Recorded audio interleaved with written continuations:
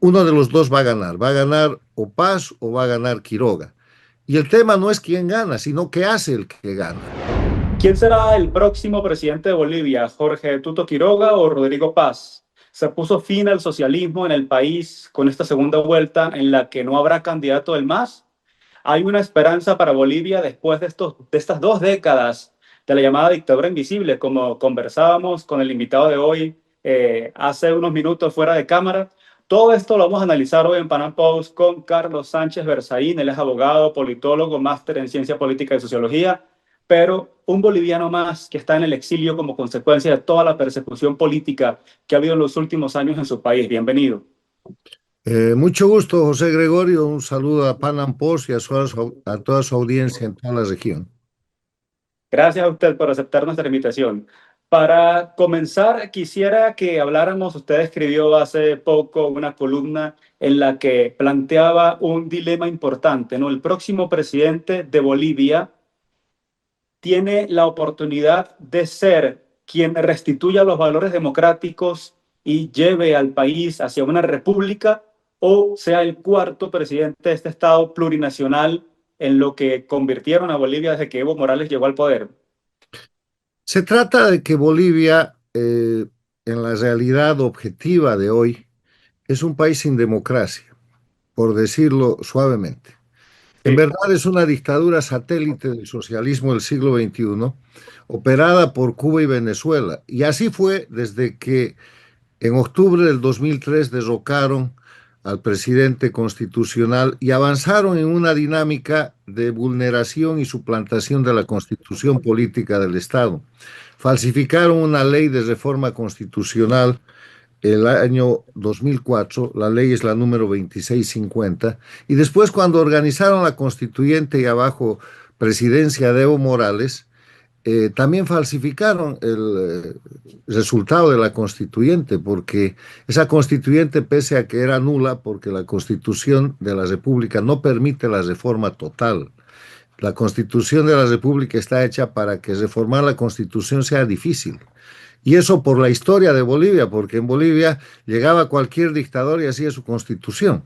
Entonces, Claro. Y lo hemos visto mucho en varios países más de Latinoamérica. así es, para fortalecer la democracia se hizo lo que en derecho constitucional se conoce como una constitución rígida. Y una constitución rígida es una constitución que, como en el caso boliviano, el mecanismo de reforma es una ley de necesidad de la reforma y en el próximo periodo legislativo, o sea, 5 años más tarde, la reforma de la constitución, que tiene que ser en base a la ley de necesidad sin cambiar nada, ¿es sí o no? Entonces, teniendo ese procedimiento en Bolivia, lo que hicieron fue falsificar una ley diciendo que la Asamblea Constituyente se incorporaba al texto constitucional. Y eso es algo nulo de pleno derecho, porque la Constitución de la República no es indefensa. Tiene un artículo que es el artículo 31 que dice son nulos los actos de quienes usurpen funciones que no les competen o ejerzan jurisdicción y potestad que no emane de la ley. Claro, Entonces, han fabricado el Estado plurinacional y de esa exacto. manera han instituido un sistema dictatorial en el cual Evo Morales, apenas promulga su constitución, elimina la Corte Suprema de Justicia, el Tribunal Constitucional de la República, la Fiscalía General, el Consejo de la Judicatura y la Corte Nacional Electoral y los reemplaza de inmediato por órganos que él ha denominado Tribunal Supremo de Justicia, igual que en Venezuela, Sí. Tribunal Constitucional Plurinacional, y así le cambia el nombre a todo y pone a gente de su amaño. Y el texto de la Constitución que llaman del Estado Plurinacional es un texto de carácter dictatorial, de carácter autoritario, que está hecho además para garantizar la impunidad. Ese es el ambiente en Bolivia. En ese ambiente además montan un sistema para no perder nunca el gobierno. Y la prueba de eso es una miembro del órgano electoral designada por el propio Evo Morales, que el año 2019, cuando Evo Morales renuncia, ella documenta el hecho de que el padrón electoral está totalmente falsificado y declara textualmente que en esas condiciones nadie le puede ganar al régimen o al MAS, que es el movimiento al socialista, al Sí. socialismo del partido. Y lo que hacen es perseguirla y ella ahora está en el exilio. Se llama Rosario Baptista. Entonces, con esos antecedentes viene la elección del 2025 en un sistema que yo he denominado de dictadura electoralista, que es el que funciona en Cuba, en Venezuela, en Nicaragua, en Bolivia. Y la dictadura electoralista está definida como aquel escenario en el que el pueblo vota pero no elige, porque le Sí, cambian los resultados, le dicen quién van a ser los candidatos, el padrón electoral está adulterado, hay gente que no puede votar porque hay presos políticos, exiliados políticos, hay gente que no puede candidatear, el régimen escoge cuáles son los partidos y los candidatos que van a estar. O sea, en ese escenario llegamos a esta elección, pero con un elemento muy importante, una pelea que al principio parecía simulada entre sí, Evo correcto. Morales, el dictador en jefe, y Luis Arce, el dictador en ejercicio.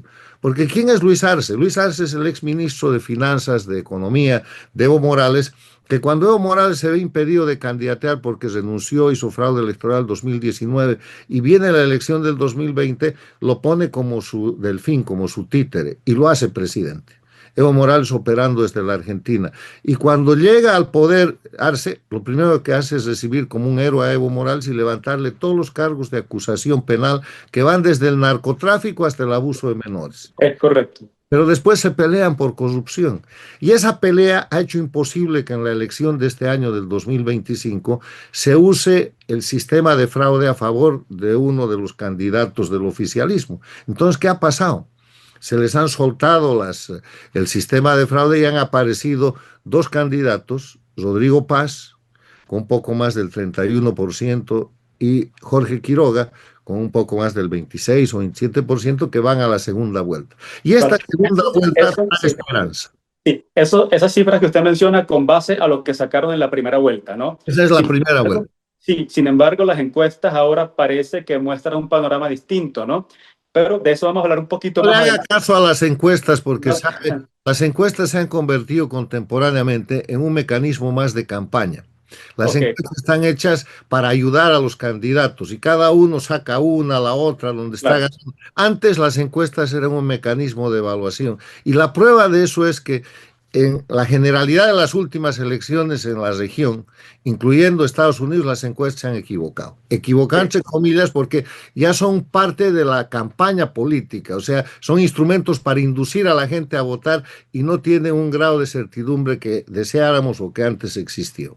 claro. Ahora, más allá de lo que puedan decir las encuestas o de quién sea el ganador, quiero retomar un poco alguna de las preguntas que planteé al inicio, ¿no? Y tomando también en consideración todo esto que usted ha planteado. Llegan a esta segunda vuelta Jorge Quiroga y Rodrigo Paz después de esta riña entre Evo Morales y Luis Arce, que no permitió que llegaran a segunda vuelta ninguno de los candidatos que ellos apoyaban, aunque a última hora Evo Morales prefirió optar por llamar al voto blanco y tratar pues, de boicotear un poco el proceso electoral, ¿no? Pero mi pregunta es, con estos dos candidatos en segunda vuelta, ¿cree usted que se puede decir ya que se puso fin al socialismo en Bolivia o esto todavía no está muy claro? No, está definitivamente, no, no está nada, no, no se puede ni pensar en eso. Primero porque ellos siguen teniendo el gobierno y el poder. El gobierno lo tiene Luis Arce, está vendiendo oro a futuro, reservas ya no hay, y está generando un ambiente de impunidad. La guerra sigue entre los dos, Evo Morales y Arce, utilizando el poder judicial. Evo Morales está haciendo que persigan por corrupción a los hijos y familiares de Arce. Y Sí, Arce está haciendo que metan a la cárcel por narcotráfico a la plana mayor de Evo Morales. Las dos cosas son ciertas, son corruptos y sí, narcotraficantes. sí. Utilizan el poder para seguir su combate. Es Entonces, decir, usted considera que así gane cualquiera de los dos que gane la presidencia, sea Quiroga o sea Paz, Evo Morales y Luis Arce van a seguir teniendo el poder que tienen dentro del país. mire, el poder es del socialismo del siglo XXI. Bolivia tiene dueño con ese sistema y el dueño está en Cuba y Venezuela. Entonces, Evo Morales va a seguir teniendo su republiqueta, el narcotráfico que está en el trópico de Cochabamba, va a poder bloquear cuando quiera el país y el país va a seguir siendo un narcoestado. ¿Cuáles son las características de Bolivia hoy? No tiene ninguno de los elementos esenciales de la democracia, que son mandatorios por la Carta Democrática Interamericana. No respeta los derechos humanos ni las libertades porque tiene más de 300 presos políticos y más de 27.000 o 28.000 exiliados. No hay separación e independencia de poderes, no hay Estado de Derecho, no hay libre organización política. La gente que ha candidateado, los 8 candidatos, eran los que el gobierno aprobó. Han habido muchos que han quedado afuera. El más importante, seguramente, Jaime Dun, que hubiera podido ganarles a los 2 que están ahora yendo a la segunda vuelta. Y Sí, las elecciones no son libres ni limpias. Entonces, en ese escenario, su pregunta es: ¿el socialismo del siglo XXI ha terminado? No. El socialismo del siglo XXI maneja 2 dimensiones: el gobierno y el poder. Cuando Evo Morales renunció y se fue, y lo dejaron ir porque tenían que haberlo metido a la cárcel, el año 2019, habían perdido el gobierno, el poder ejecutivo, pero no el poder. Controlaban todo el poder legislativo, todo el poder judicial, los jueces, los fiscales, y esos mismos jueces que habilitaron como presidenta interina a la señora Áñez, después la desconocieron y después la encarcelaron y siguen en la cárcel. O sea, eso es el poder. El poder es el aparato reflejado en una constitución falsificada, que es una copia de Cuba y Venezuela y que está hecha para que no pierdan nunca el poder. Ahora, ¿qué va a pasar el próximo domingo? Uno de los dos va a ganar o Paz o va a ganar Quiroga. Y el tema no es quién gana, sino qué hace el que gana. Ayer ha claro. habido un debate que ha sido un debate con más sombras que luces, porque nadie está hablando del tema central, que es el sistema dictatorial que rige en Bolivia. Dicen: sí, yo voy a soltar a los presos políticos, yo voy a tener dólares el primer día, yo voy a tener gasolina y diésel, yo voy a luchar contra el narcotráfico, porque Bolivia hoy día es un país que no tiene dólares, no tiene gas, no tiene gasolina, no tiene diésel, y es un centro del narcotráfico internacional, entre otras desgracias que asolan al país y que va de la pobreza que ha aumentado en los últimos años a la miseria. Nadie se ha puesto a discutir y a decir: señores, el primer día cuando el señor Arce me entregue la banda presidencial, lo voy a mandar preso ahí mismo para que lo investiguen. Y ese mismo día voy a ordenar la captura de Evo Morales. Mi primer decreto supremo va a ser reponer la constitución de la República de Bolivia y declarar cesante por nula toda la constitución y el sistema legal de la dictadura. Y el segundo decreto es el de anular las amnistías. Bolivia es un país de amnistías. Evo Morales pudo llegar donde llegó porque Carlos Mesa le firmó 2 amnistías después del golpe de Estado del 2003.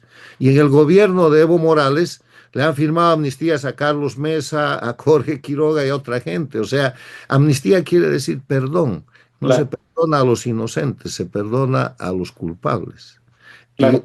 Bolivia no puede ser un país de amnistías. Recuperar la democracia quiere decir clarear la historia y que el que es responsable vaya nomás a responder ante un tribunal independiente. ¿Y Entonces, no ve usted la posibilidad de que a partir del resultado que se dé el próximo domingo en Bolivia venga una reinstitucionalización del país y que se permita la libertad de todos los presos políticos y que haya pues un juicio a todas estas personalidades como Evo Morales, Luis Arce y su entorno, incluso sus hijos señalados por temas de corrupción y en el caso de Evo Morales, como usted mismo mencionó, fraude electoral, desestabilización del país, abuso de menores incluso? ¿No cree que eso pueda ocurrir en la nueva Bolivia a partir de las próximas elecciones? esa es la ¿O cree que esperanza. no habrá una nueva Bolivia? ¿Seguirá siendo la misma? Esa es la esperanza. Eso es lo que todos los bolivianos queremos. Claro. Ya, por eso yo sostengo en mi análisis que el presidente que sea electo el domingo tiene solo 2 opciones. Tiene la opción del continuismo, o sea, ser el cuarto presidente del Estado plurinacional, que es un satélite del sistema dictatorial del socialismo del siglo XXI.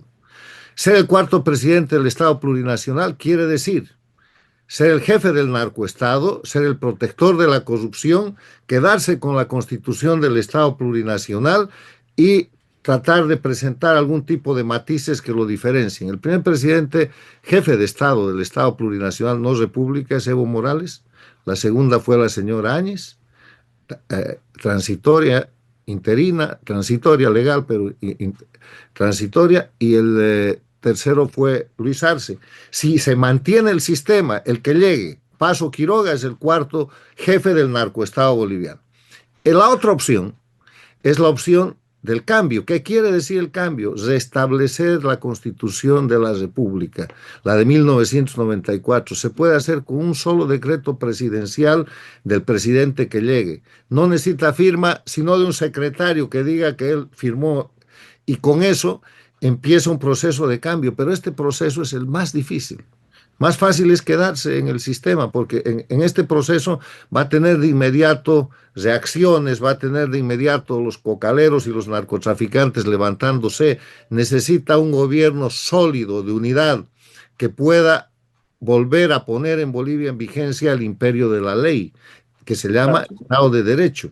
El soltar o no soltar los presos políticos, que los exiliados regresen o no, es una consecuencia de la restitución de la democracia en Bolivia, no es en sí mismo una causa. Si usted se queda en el primer proyecto, en el proyecto de continuismo, es un mecanismo de propaganda liberar presos políticos, como lo hace Venezuela, bajo el sistema de puerta giratoria, Puerta giratoria, claro. Roman Sí. 15. Entonces, en cambio, restituyendo la democracia y la república, eso es una consecuencia de un sistema de libertad, que es lo que corresponde al pueblo boliviano. Ahora, hay dos ejemplos históricos en las Américas de estos dos caminos. El camino del continuismo, lamentablemente, lo asumió la señora Áñez el 2019. Se quedó con la Constitución, se quedó con los órganos judiciales, con todo lo de la dictadura. La reconocieron, después de unos meses la desconocieron y ahora está en la cárcel y no puede salir. Está presa por años. El camino del cambio lo optó un personaje que resultó ser un estadista, que era el segundo hombre de Rafael Correa en el Ecuador, que fue puesto por él para la elección y que ganó la elección. Se llama Lenín Moreno. Y Lenín Claro. Moreno se dio cuenta de que no podía gobernar un país, es un personaje de alto conocimiento político bajo el sistema del socialismo del siglo XXI y restituyó la justicia independiente, la lucha contra el narcotráfico, e intentaron matarlo como 5 veces. Le dieron 4 golpes de Estado. El 2019 incluso tuvo que trasladar la sede del gobierno de Quito a Guayaquil porque estaban incendiando Quito, pero triunfó y logró realizar una elección libre y limpia que dio lugar a la elección del presidente Lazo. Pero como el socialismo del siglo XXI nunca deja de presionar, obligaron a Lazo a la muerte cruzada y después vino la elección y la estaba ganando Fernando Villavicencio y lo mataron. Después llegó a la presidencia el actual presidente Noboa y nomás ha habido la semana pasada un intento de asesinato y tiene en estado de excepción creo que 10 provincias del Ecuador. Eso no cesa nunca hasta que se agote el brazo criminal del crimen organizado que es el socialismo del siglo XXI. Sí, para usted no hay diferencias entonces entre Quiroga o Paz. ¿Cuál cree usted que de ellos dos esté en mayor disposición de avanzar con este cambio del que usted habla y no irse por el camino del continuismo? Ninguno ha dicho nada y los dos tienen grandes pecados en la dictadura. Han dedicado su campaña en la segunda vuelta a acusarse quién está más cerca de Evo Morales, quién recibió más beneficios, quién estaba más metido con la dictadura, y han caído en el error de utilizar la narrativa del socialismo del siglo XXI para la campaña. Están hablando de racismo, de regionalismo, de sexismo, en vez de hablar del sistema institucional. Entonces, aquí lo que Bolivia está esperando es un San Pablo. San Pablo es el santo más importante de la iglesia del cristianismo porque era Pablo de Tarso y lapidaba y perseguía cristianos hasta que el Señor lo iluminó, se cayó de su caballo en el camino a Damasco y volvió y le dijo a Pedro, hoy San Pedro, que tenían que avanzar en hacer universal el cristianismo. Eso es lo que estamos esperando un Lenín Moreno, o si quiere ponerlo en versión religiosa, un San Pablo, y cualquiera de los dos puede ser. En ese tema hasta ahora ninguno de los dos ha hablado mucho. Hace falta un Lenin Moreno en Bolivia, ¿considera usted? O sea, el proyecto Lenín Moreno, una persona que entienda que siendo parte del socialismo del siglo XXI no puede continuar en eso, porque Claro. si Lenín Moreno hubiera continuado bajo la línea del socialismo del siglo XXI que le imponía Correa, hubiera sido el jefe del narcoestado que desmontó, hubiera sido el responsable de los presos políticos, exiliados políticos, tortura y asesinatos que desmontó y hubiera pasado la historia como un pinche del socialismo del siglo XXI, seguramente muy cómodo. Sí. De eso se trata. Bolivia lo que necesita es un estadista con visión de que el único camino es el retorno a la democracia y puede ser Paz o puede ser Quiroga. Lamentablemente yo solo he escuchado 2 atisbos de aquello. El día que ganó la primera vuelta, Paz dijo, Bolivia ha votado no solamente por un cambio de gobierno, sino por un cambio de sistema. Maravilloso. Pero después no volvió demasiado sobre el tema. Y Sí, en algún momento Quiroga dijo, hay que eh, reformar la Constitución. Está equivocado en el término reforma. Lo que tiene que hacer es reinstalar la Constitución de claro. la República, pero ya es un atisbo de empezar a tocar un tema de fondo. Ahora le digo algo. Los dos están hablando de que en Bolivia van a traer inversión externa, que van a tener dólares al día siguiente de que lleguen al poder. Si no, si mantienen la constitución del Estado plurinacional, están liquidados, porque esa constitución tiene artículos específicos, el 361, por ejemplo, que dice que todo el dinero en dólares o en moneda extranjera que entra a Bolivia va directamente al Banco Central, Sí. se lo agarra el Estado, que toda la explotación petrolera y toda inversión en Bolivia tiene que ser nacional, está prohibida constitucionalmente la inversión externa. Entonces, con esa constitución, ¿cómo van a reactivar Bolivia? ¿Dónde van a ir los dólares? Sí, ahora quiero preguntarle la importancia de estas elecciones en Bolivia para la región y justo en este momento en el que Estados Unidos tiene un enorme despliegue en el Caribe contra el narcotráfico y con el foco puesto específicamente sobre el régimen de Nicolás Maduro en Venezuela y tomando en consideración lo que usted pues, ha dicho, ha enfatizado que Bolivia es una dictadura satélite de Cuba y Venezuela. ¿Cree que esta posición del presidente Trump contra el narcotráfico y contra el régimen de Maduro pueda en parte pues también apuntar hacia Bolivia, tomando en consideración lo que venga a los próximos años? Claro que está apuntando. Si cae Venezuela, que no va a tardar en caer, yo a Venezuela le doy unas semanas más. Si llega a fin de mes de octubre hay que darle mérito, pero a fin de año no llega. Eh, ¿Por qué? Porque Estados Unidos ha cambiado su política interna. Estados Unidos estaba bajo ataque, bajo un sistema de guerra híbrida que es el ataque encubierto por cualquier medio que se pueda utilizar. Y los medios que se utilizaban eran la migración forzada. ¿De dónde? De Venezuela, de Cuba. ¿Por dónde? Por México. ¿Operada por quién? Por Nicaragua y por el crimen organizado vinculado a Cuba y Venezuela. El tráfico de drogas, el narcotráfico, cocaína, fentanilo, el tráfico de personas, la operación de grupos criminales de crimen común como mecanismos para destrozar la sociedad, el tren de Aragua, las maras, los carteles. Entonces Estados Unidos ha cambiado su política interna y prioriza la seguridad nacional. Ese cambio de política interna ha producido un cambio de política exterior. Y en el cambio de política exterior ha empezado a señalar a la gente que agrede a la seguridad nacional como grupos narcoterroristas. Y lo primero que ha hecho es identificar los grupos narcoterroristas en México y México le ha tenido que entregar a Estados Unidos primero 28 narcotraficantes que nunca quería entregar y que estaban presos y después más de 30. Y después ha ido tras lo que es el régimen venezolano y ha dicho, esto no es un gobierno, no es siquiera una dictadura, esto es un grupo criminal que le está robando al pueblo venezolano. Y además de mandar grupos militares a la zona del Caribe, que no son solo de Estados Unidos, hay fuerzas francesas, hay fuerzas europeas que están en el cuadro de la lucha contra el narcotráfico, ha señalado al mundo que quien compra el petróleo que vende Maduro y su régimen está comprando un producto robado. Y si compra productos robados será sancionado, porque el que compra cosas robadas está metido en el crimen. Entonces, el régimen, el grupo criminal identificado como el Cartel de los Soles, está prácticamente estrangulado y jugando sus últimos días en Venezuela. Y ese es el camino hacia Cuba, hacia Nicaragua y hacia Bolivia, porque eso termina con el hub, con el eje de mantenimiento de fuentes de recursos criminales para esas dictaduras y el sostenimiento del gobierno y de las guerrillas que hay en Colombia, las FARC, el ELN, sostenidos y protegidos por Petro, que es un gobierno paradictatorial o al servicio de las dictaduras. O sea, es central lo que va a pasar en Venezuela y Bolivia no escapa de eso. Tal vez eso, si pasa antes de la posesión del presidente y que va a pasar antes de fin de año, ayude al presidente a convertirse en un estadista, al nuevo presidente. Porque no Es hay decir, con que la realidad objetiva para convertir a los políticos y a los gobernantes. sí, lo que ocurra en Venezuela va a ser determinante para el futuro de Bolivia. Para el futuro de todas las Américas.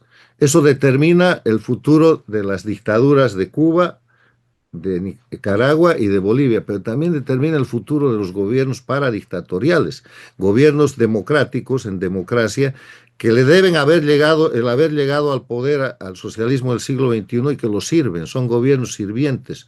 México con López Obrador y ahora con Sheinbaum, Lula en el Brasil, Petro en Colombia, en Honduras la señora Castro y en Chile, en todo menos en el tema venezolano, Boric. Correcto. Bueno, con esto terminamos por hoy. Le doy las gracias nuevamente a Carlos Sánchez Berzaín por habernos acompañado en unos minutos acá en Pan Post y pues esperamos volver a conversar nuevamente con usted y que tengamos buenas noticias sobre Venezuela y sobre Bolivia, por supuesto. Gracias, José Gregorio. Felicidades. Muy amable.